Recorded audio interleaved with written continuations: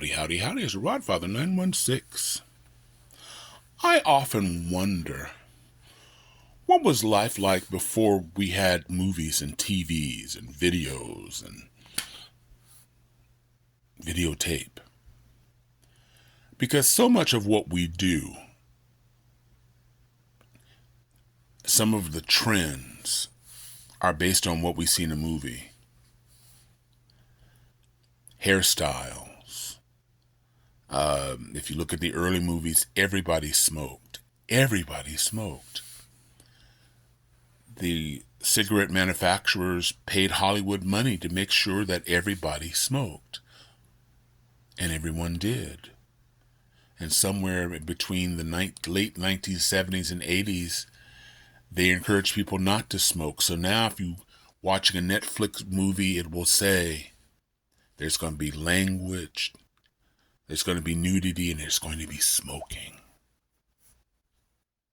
But so much of what we did was based on an image written by someone. And at the end of the movie, everything comes together. I've always loved you. You just didn't know.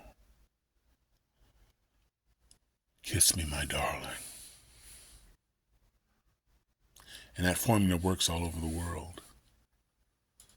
So if that's not happening in your family, something's wrong. But those are writers who wrote that.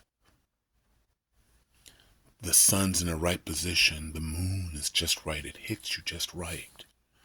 And if this is not happening, then something's wrong. Oprah Winfrey and Tina Turner did not have perfect mothers. Tina, Oprah, who went from home to home to home. When she was sent back to where her mother was, I believe it was St. Louis, her mother made her sleep out on the porch, not inside the house, didn't make her a pallet on the floor, had her sleep on the porch.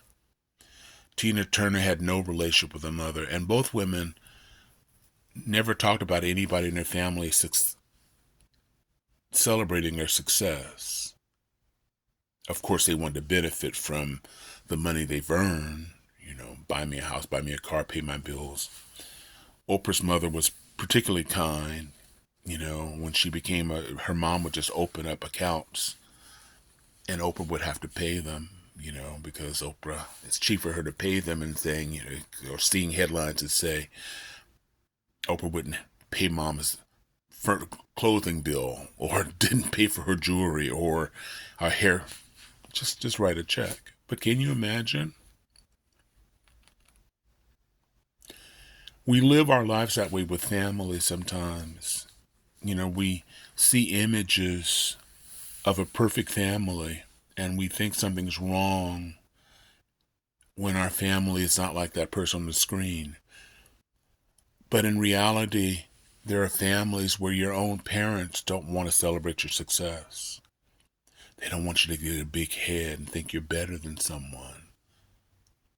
Sisters, aunts, uncles, wanting you to fail. I love yous are reserved for the funeral. When the target audience can't hear it. We attend family functions, which brings anxiety and stress to her because that's what people do. People at the end of the day, they get drunk and they tell their truths. You were a bum, I never liked you. That's why all the women walked out of your life, or all the men walked out of your life. And this is supposed to be a celebration, but you go and make it worse. You extend the family curse by taking your spouse and your children to participate in this, all because of tradition. You don't want anybody to dislike you because you didn't show up. The reality is, at the end of the day, you have to save yourself. To break the generational curse, you may have to separate yourself from the last generation. Instead of we need to surround ourselves with positive people, honest people who will tell us the truth, not someone who's reserving their truth when they are telling a story about you to bring you down, not to support you, but to tear you down. Think about that. And year after year, people go. They attend these functions where they've never had fun. It's not a place of joy. It's not a place of love. But you don't have to do that. Just something to think about. This is Rod Father, wishing you everybody love, joy, peace, and happiness. I'm out. Take care. Thanks for watching.